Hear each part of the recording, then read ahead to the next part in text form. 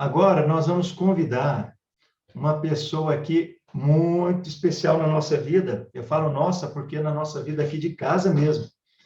Na minha vida e da Karine, uma pessoa que a vida é muito interessante, né? Eu, quando morava em Brasília, eu estudava numa escola chamada Objetivo, em alguns estados, em alguns lugares tem, e conheci uma pessoa durante esse percurso chamado Geórgia, né? A Geórgia é uma pessoa que mora no nosso coração, a gente participou de alguns momentos da vida dela, ela participou de alguns momentos da nossa vida.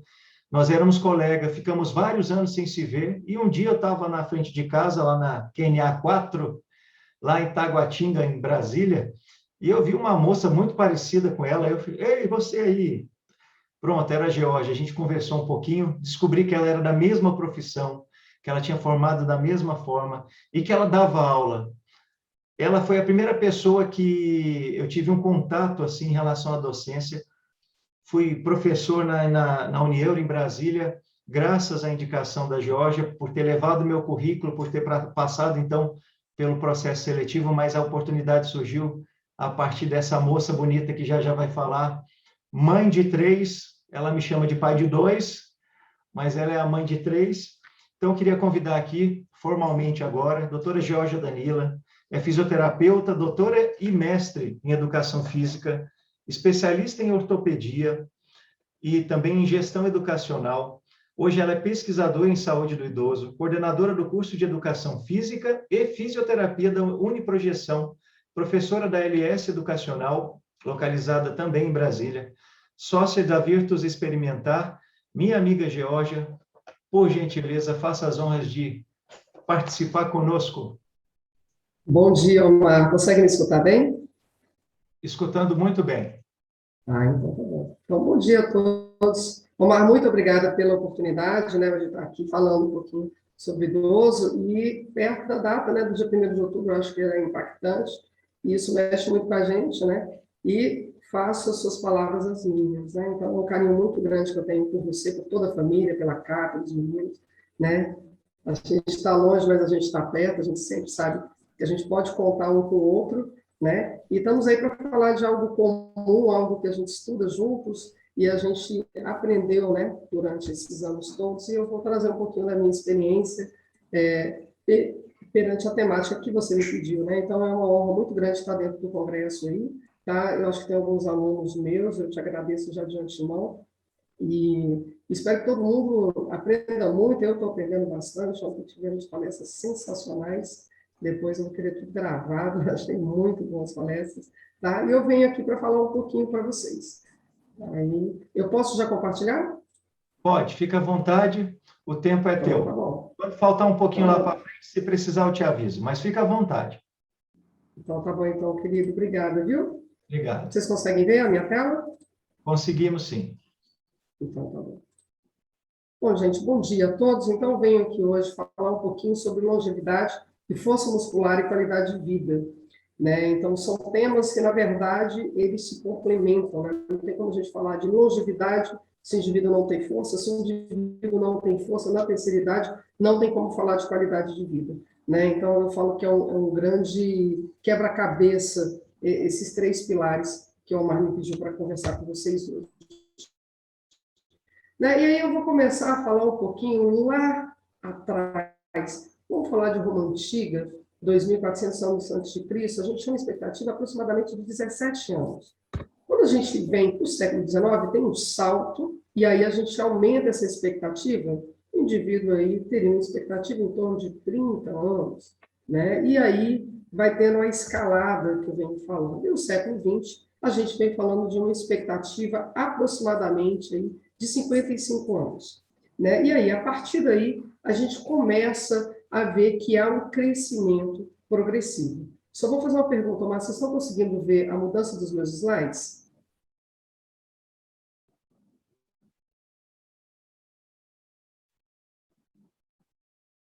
Vocês estão conseguindo ver? Sim, Então tá bom. funcionando Então bem. tá. Obrigada, então. É porque ele estava travando mais cedo. Então, quando chega no século XX, a gente tem essa expectativa aumentando para 55 anos, e, de repente, agora ela vem o quê? Numa crescente, numa progressiva, numa exponencial. E é muito importante a gente fazer a tratativa do que é expectativa de vida e o que é longevidade. Né? Então, a expectativa de vida é o que a gente fala de estimativa de número de anos que esse indivíduo pode viver. Então, o que eu mostrei para vocês é, aumentou a expectativa de vida. O indivíduo vivia 17 anos, depois foi para 30, depois veio no século XX com 55 anos, e hoje a gente tem uma expectativa maior. Né? Então, essa expectativa aumentou. E a gente vai colocar uma palavra associada que é a longevidade. Muito parecida e, ao mesmo tempo, de combinante, que a gente pode falar. Por quê? Ela representa a expectativa de vida, mas com qualidade. Tá? Então, quando a gente fala em longevidade, que é a temática, a gente está falando em prolongamento da vida quando a idade é alcançada acima da média. Então, a gente está falando de qualidade de vida. Então, dentro do relatório estatísticos da ONU, em 2019, então, saiu uma determinação sobre o que seria longevidade, tá? Que deveria ter, o indivíduo vai ter longevidade quando ele faz uma adoção de determinados hábitos de vida, ok? Aonde, com o aumentar dos anos vividos, ele terá uma melhora da saúde necessariamente. Então, isso é traçado junto com a ONU, que a melhora da qualidade de vida é associada à longevidade, não somente a expectativa de vida, ok? E aí a gente vai olhar e fazer um frame do que acontece dentro do Brasil. Né? Então, no Brasil, aí, nesse mesmo relatório, saiu um dado sobre expectativa de vida do Brasil ao nascer, que hoje, até 2016, estava em média de 70, está um pouquinho mais próximo de 77. A longevidade, venho trazer hoje a palavra da qualidade de vida. Nós temos que ter uma saúde mais favorável, né? E aí a gente vai refletir sobre o que é qualidade de vida. Qualidade de vida, a gente está falando domínios. O que é domínios, Jorge? Então, são domínios que vão traduzir e que vão metrificar o que é qualidade de vida.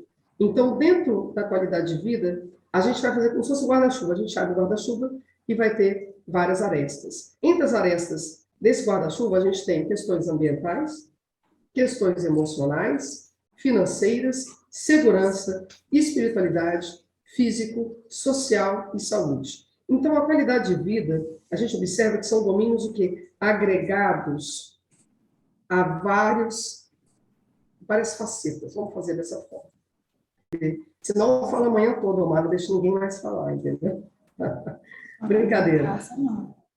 Então, vamos lá. Galera, então, qualidade de vida, então, foi como eu falei, a questão de domínio. Então, vai ter vários questionários que vão estar sendo realizados com idosos para a gente ver a quantificação dessa qualidade, tá? Então, os dois que são bastante utilizados, como o PrEV e o SF36, bastante difundido aqui no Brasil, traz alguns domínios que são semelhantes a esses que eu coloquei, ok? O que chama mais atenção, e o que eu vou pontuar dentro desse tempo que eu tenho, é que dentro da qualidade de vida, alguns aspectos chamam muita atenção na terceira idade e que geralmente são os domínios que têm maior impacto quando a gente fala em porcentagem de qualidade de vida. Então, Jorge, dentro desses domínios, quais são os domínios que, quando ele é impactado, esse idoso refere que tem uma menor qualidade de vida? Um dos primeiros é a parte física. O idoso que tem uma percepção, que ele tem a parte física reduzida, o que é isso, gente? É a capacidade de atividade de vida diária. Aquele indivíduo que já não dá conta de caminhar muito tempo, o cansaço, perda de força, esse é um dos pilares que reduz bastante a qualidade de vida. É uma percepção que o idoso tem que a qualidade de vida dele abaixa. Essa é uma delas.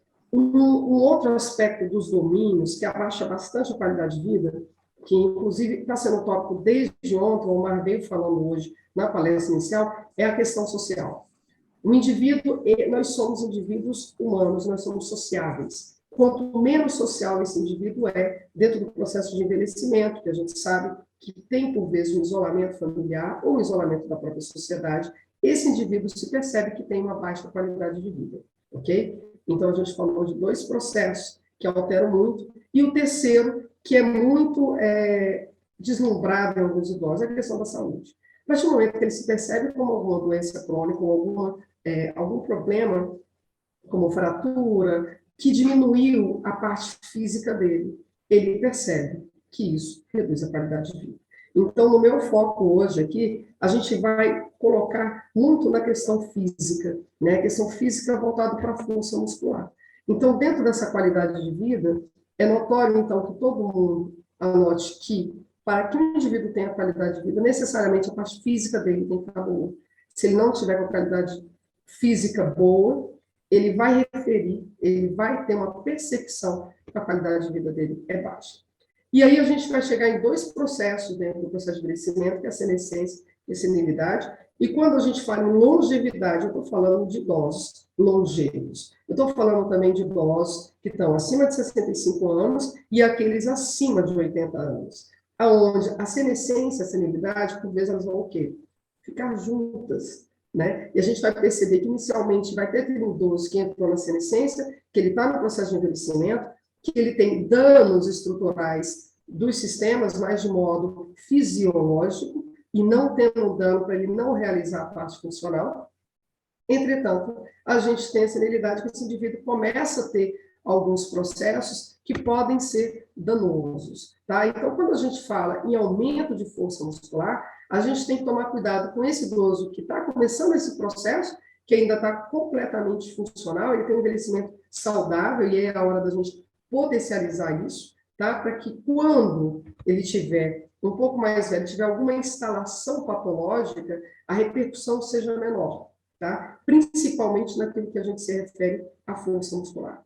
Nós sabemos que dentro do processo de envelhecimento, o indivíduo vai ter uma perda hídrica e ele vai ter uma questão de perda muscular com o passar do tempo, pela questão de actina e miosina.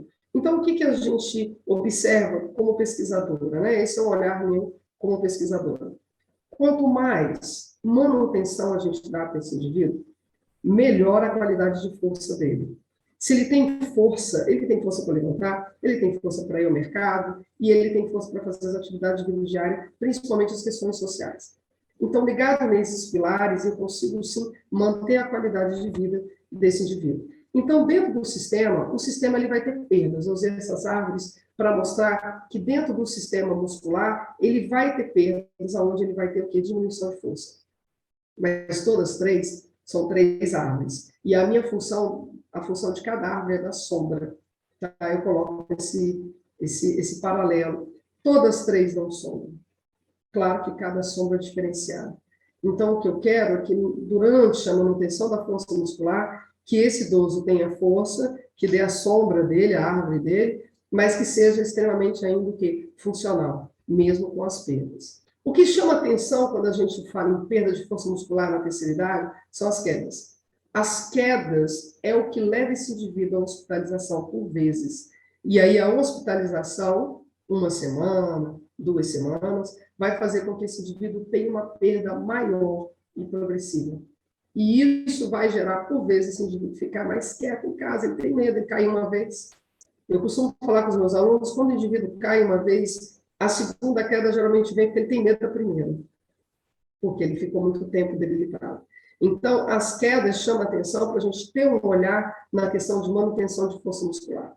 Tá? Então, as quedas, por vezes, estão associadas à redução dessa força muscular dentro do processo de envelhecimento.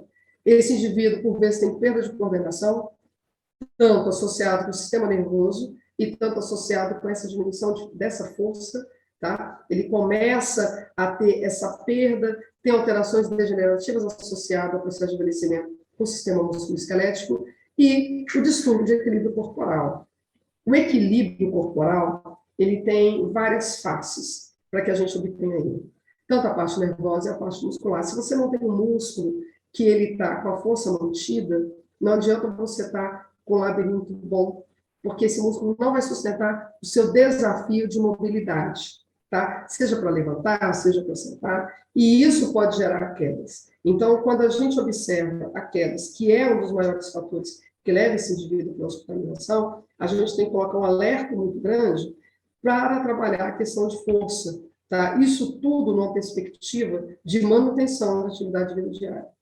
A gente não está falando, eu não estou falando de idoso que vai fazer uma maratona, não, um idoso que continuou jogando tênis, um idoso que continuou fazendo musculação. Eu estou falando de um idoso que está na casa dele e ele precisa ter atividade de vida diária normalizada, tá? Então, ele precisa ter a parte de higienização, parte de cuidado, parte social, tá? Então, o olhar da queda e voltado para a questão da força muscular é que o indivíduo que tem força muscular, ele tem manutenção de atividade de vida diária, pelo menos domiciliar, a gente observa isso. E aí eu vou mostrar um pouco para vocês um trabalho que eu realizei durante 2 anos e meio, quando o Omar falou, vamos falar de longevidade e força. Então, se eu quero envelhecer com qualidade, que se chama longevidade, no meu olhar, sem a força a gente não consegue. E aí eu vou trazer para vocês um dos meus estudos que eu fiz, um estudo longitudinal, de mais de 2 anos de pesquisa, que fizemos análise morfofuncional e percepção do processo de envelhecimento de participantes de treinamento funcional com realidade virtual. Então, essa é uma pesquisa, já é uma pesquisa que já tem mais de 6 anos já de execução, mas o que traz? Eu trabalhei com mais de 750 idosos, e desses idosos, durante 2 anos e meio, a gente teve uma persistência, aí, quase no total de 60, que começaram e terminaram a pesquisa. Dentro dessa pesquisa, o que mais chama a atenção é, a gente trabalhava 2 vezes na semana apenas, trabalhávamos exercícios funcionais, que são exercícios que vai tentar fazer o ato similar do que ele faz no dia a dia. Então, por exemplo, trabalhar o bíceps é importante, como o bíceps, isoladamente, mas a gente não faz simplesmente um plano de execução. Por exemplo, eu estou com um copo com água aqui, vou pegar o copo com água, para pegar o copo com água, eu não faço só bíceps. Eu faço movimentos que eles são cruzados. Então, quando a gente fez, dentro desse estudo, treinamento funcional, a gente executou com movimentos cruzados, tá? Com movimento do dia a dia. Ah, vamos pegar essa bola? A bola está contra a lateral. Ah, vamos virar? Vira para esse lado. Não simplesmente em bloco, era execução de tarefas. E por que a realidade virtual? A realidade virtual foi pensando em fazer o robô jogar videogame. Essa foi a pura verdade. A gente trabalhou com 2 grupos, um robô que só fazia o treinamento funcional e o outro que fazia o videogame. E a gente colocou uma base de jogos que trabalhava também com execução de tarefas, como levantar, sentar, jogar o braço, ir com o braço contra a lateral, tinha que dar um tapa numa bola aqui, um tapa noutra bola aqui. Então, veja bem, eu não trabalhei somente com essa força unidirecional. A gente trabalhou na tentativa de recrutar a musculatura numa execução de um movimento cruzado, levando em consideração a questão da atividade de vida diária. Então, dentro desse trabalho, a gente realizou o treinamento funcional, como eu falei, e a realidade virtual para o idoso. Tá? Qual o grande problema da realidade virtual para o idoso? E aí eu já falo de antemão. O maior problema é a questão de labirinto. Tá? Tem alguns idosos que não dão conta de realizar o jogo. A gente usou o Xbox como realidade virtual, então a gente colocava a televisão e esse idoso fazia o treinamento. As saídas dos idosos do grupo da realidade virtual, alguns saíam porque dava e acelerava o processo de queda dele com a questão de labirintite. Tá? Então a gente tinha toda a segurança para a execução do projeto e a maioria que saiu, por vezes, tinha essa questão do labirinto ou não gostava. Afinal de contas, é uma base mais moderna, né?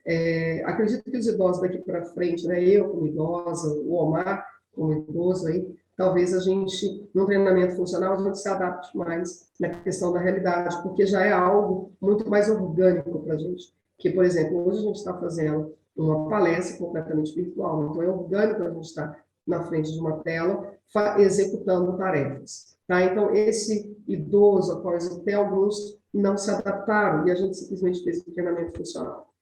E aí, dentro dessa prática de exercício, o que eu tentei fazer? A gente sair da prática de execução de planos, tá? Buscando o treinamento funcional multidimensional e multiarticular. Significa que eu vou trabalhar braço, tá? Ombro, eu não vou trabalhar só ombro, eu vou trabalhar ombro, vou trabalhar cotovelo, vou trabalhar mão, vou trabalhar a parte de flexão lateral. Então, a gente tentou fazer um treinamento funcional onde fosse multidimensional e multiarticular.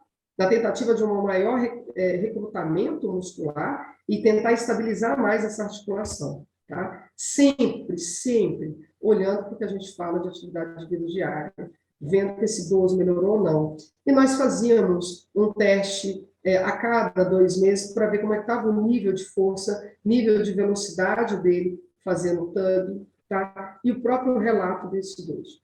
Em 2 meses iniciais, vários idosos já vinham fazer o relato para a gente de melhor atividade de vida. Tinha idosos que não cozinhavam muito tempo. Nossa, Jorge, hoje eu cozinhei para minha família toda ontem, fiz uma feijoada, não estou com dor, tal. Então, o nosso objetivo primário era o ganho dessa atividade de vida diária, tá? Para que esse idoso tenha o que a gente chama de qualidade de vida e aumento da longevidade. Então, a gente fez o treinamento funcional, buscando equilíbrio, força muscular e coordenação. Do mesmo aspecto, a gente fez a realidade virtual. Então, a gente tinha alongamento, a gente alongava em vários espaços, promovia algumas atividades externas, buscando a questão da socialização. Fizemos o treinamento isolado dentro da sala, e aqui era uma sala que a gente tem, se vocês olharem aqui atrás, nós temos 4 televisores e executamos eles fazendo o treinamento da realidade virtual. Então, observa que essa é uma atividade, colocávamos os idosos em fileira e fazíamos com que a bola fosse para trás e para frente, eles tinham que bater palma e fazendo exercícios associados também com o nível cognitivo, sempre também, quando possível, fazer com que eles contassem junto com a gente. Vamos lá, precisa de 20, 1, 2, 3. E a gente fez isso durante 2 anos e meio. Tá? Então, atividades de pliometria, atividades de coordenação associada antes deles irem para o videogame. Tá? E aí, dentro dessa proposta, a gente sempre fazia as medições de pressão arterial para ver se não tinha alteração do início e final, e a gente fazia essa tratativa da força muscular. Então, dentro dessa ideia, para a gente fechar esse nosso bloco, o que a gente fez? Recrutou o movimento voluntário. E dentro do recurso terapêutico virtual, o que vocês têm que entender é o seguinte: parte, quando eu estou fazendo uma realidade, eu estou na frente de um computador, eu tenho uma ideia que eu vou ter que fazer um movimento. Até o próprio exercício que a gente vai fazer. Dentro dessa ideia, o nosso encéfalo vai fazer uma programação motora. E antes da execução, vai disparar impulsos que vai fazer a execução. E aí tem um movimento. Quando a gente coloca o idoso para fazer realidade virtual, ele tem um som. Ele escuta. Quando ele executa o movimento certo, no próprio jogo. Ou escuta o plim, plim, plim. Isso acaba sendo um estímulo auditivo que vai ser percebido pelo encéfalo, e ele já sabe que ele está no jogo, ele vai potencializar essa ideia e vai gerar mais planejamento motor de execução. Então, o que eu estou falando? A realidade virtual que está associada com a audição e com a visão, o que o indivíduo está jogando, ele pode se potencializar o planejamento motor de execução. E foi nessa base que o projeto foi executado. Georgia, como foi analisada a força? A força foi analisada com força de pressão palmar, ok? E só para observação, o que nós conseguimos foi significativo ou não? A gente conseguiu um fortalecimento muscular com um nível de significância de 0,0001. Tá? Até eu fiquei surpresa quando eu fiz estatística, eu fiz ela 3 vezes. Eu fiquei assustada. Por quê? A gente conseguiu, com 2 vezes na semana, com treino durante 2 anos, com realidade virtual, no grupo de realidade virtual, esse ganho de força. E eu lembro, na época, na faculdade, muita gente passava na frente da minha sala, falava assim, a Jorge só brinca. Ela só brinca, às vezes idosa. Esse negócio de videogame é só brincadeira.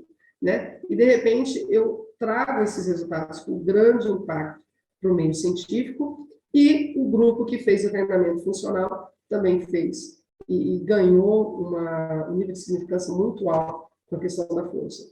Então, só retratando o que a gente fez na realidade virtual, foi gerar informação sensorial, usada para corrigir os erros através do feedback. Então, ele estava olhando a imagem dele no vídeo, então ele estava já vendo como que ele estava executando essa atividade, e o feed forward, que é o quê? Ele estava vendo que ia errar o movimento e ele mesmo já se corrigia, porque ele via uma imagem dele. Então, a gente trabalhou com esses dois mecanismos associados para ganho de força. Tá? Então, isso tudo, gente, dentro desse projeto que eu mostrei para vocês brevemente, é que a força muscular faz um foco para potencializar as funções dos idosos, manter a manutenção da funcionalidade, a gente tem vários relatos disso, o bem-estar, então o idoso ele vai não somente por uma questão social, mas também por uma questão de ganho de força e reduzir o risco de quedas.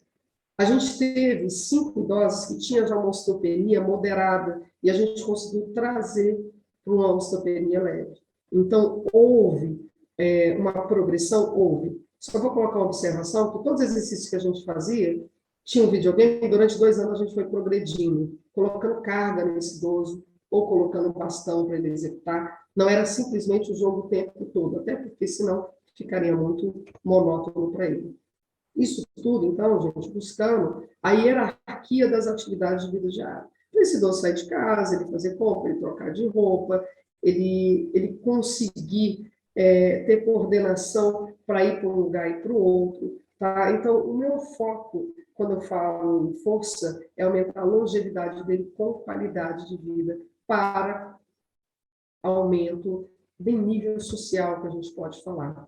Então, dentro da geriatria, esse conjunto de intervenções, quando eu falo em força, é manter, restaurar a capacidade funcional, otimizando e potencializando cada indivíduo. Por mais que a gente trabalhasse em grupos, a gente tinha um olhar individual. A carga de um idoso na execução de um exercício era diferente da outra. Tá? Então, o que eu deixo de legado para vocês é que a força, quando ela é mantida e quando ela é individual, a questão de treino, melhora a qualidade de vida, sim. Tá? E é muito importante a gente identificar as áreas de necessidade e hierarquização das intervenções de cada indivíduo que está conosco, e sempre buscando a funcionalidade.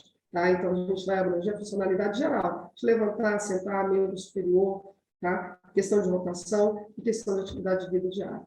Então, dentro desse processo, sempre buscar a qualidade de vida. E eu sempre falo para os meus alunos, tem alguns aí, eu já estou no processo final da minha fala, que a qualidade de vida, o indivíduo às vezes só para pensar lá na terceira idade, tá? Ou quando ele já está próximo, ou quando ele já tem as complicações. Né? E o que eu falo que a gente tem que tentar não chegar nesse processo. A qualidade de vida é hoje, a saúde é hoje, a mudança dos hábitos é hoje, né? Então, vou colocar uma foto muito representativa, né, de alguns anos, né, da gente mesmo trabalhando, como a gente sempre trabalhou muito, dando aula e tal, a gente sempre buscou ter uma qualidade de vida diferenciada. No meu caso, eu gosto muito da música, o Marco também, né? Olha, Omar, você tinha até cabelo nessa época, lá. Deixa eu lhe falar uma coisa. Ah. Eu tinha preparado aqui uma coisa para mostrar para você, e aí, de repente, tu mostrou também. Aí é para você ver o tanto que é uma sintonia, né, minha amiga? Sim, sem dúvida. Nessa época, tu tá vendo as fotos que eu estou compartilhando? Não, ainda não. Tá, eu vou pedir para você. Estou compartilhando aqui para ti. Isso, eu já vou sair da minha. Não, aí então faz o seguinte: termina teu compartilhamento que eu vou mostrar uma coisa para você. Então tá bom. Mas enfim, o que eu queria falar era isso, tá? Que a força sim vai trazer longevidade e essa força sim vai trazer qualidade de vida. Não tem como a gente desassociar. Ah, vou ter longevidade, mas eu não vou fazer treinamento, eu não vou fazer uma caminhada. Isso não existe. Se a gente não cuidar da força muscular como um todo, a gente não vai conseguir ter essa longevidade tão esperada por todos. Obrigada, Amara. Muito bom, Georgia. Que coisa legal. Você sabe que eu sou fã de game, né? Eu costumo dizer que eu sou gamer, mas eu sou o gamer da terceira idade, vamos dizer assim. Eu vou te mostrar o que eu tinha separado para ti, porque foi com carinho também, e você, de repente, me apresentou a mesma coisa. Tá conseguindo ver minha tela agora? Sim. Eu tinha acabado de separar aqui, falei com a Karine, eu falei, olha, eu vou fazer uma surpresa para a Geórgia, porque é uma época que a gente tinha uma banda, nome da nossa banda bem criativo, LS Sem Jack, né? Sem Jack, sem Jack. Cara, a Georgia, além de ser uma extraordinária pessoa, ela tem habilidades musicais que vocês não têm ideia. É violão, piano, bateria, até boi ela toca, essa mulher. Né, Georgia? Pega a vara e toca o boi, né? Toca o boi. Mas, assim, muito obrigado, Georgia. Que explanação fantástica, tá? Obrigada, meu querido. Que trabalho...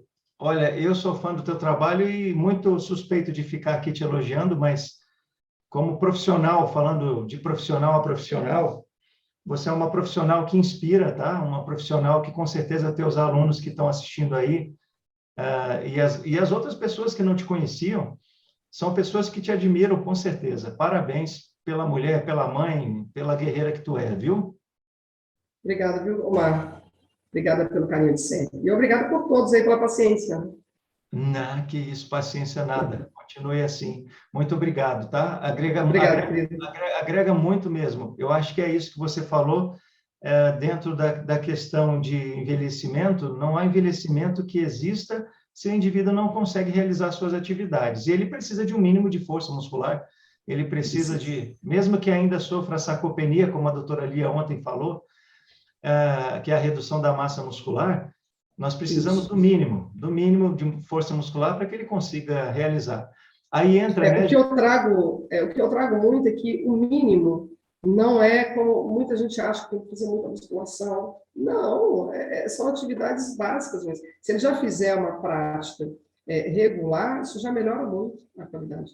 Não é isso. E aí, para fechar assim um pouquinho só da minha palavra em relação à tua apresentação, que para você ter força muscular no indivíduo, para você conseguir contribuir, fazer uma hipertrofia que seja mínima ou, quem sabe, só realmente ganhar tônus, não sei, do processo, aí nós precisamos de ter um trabalho interdisciplinar com a nutrição, Sim. com a profissional da educação física. Então, entra aí, ó, daqui a pouco nós vamos ter a palestra, né, da Gabi, que é nutricionista, e você vai ver quanta coisa bacana ela contribui com a questão da nutrição.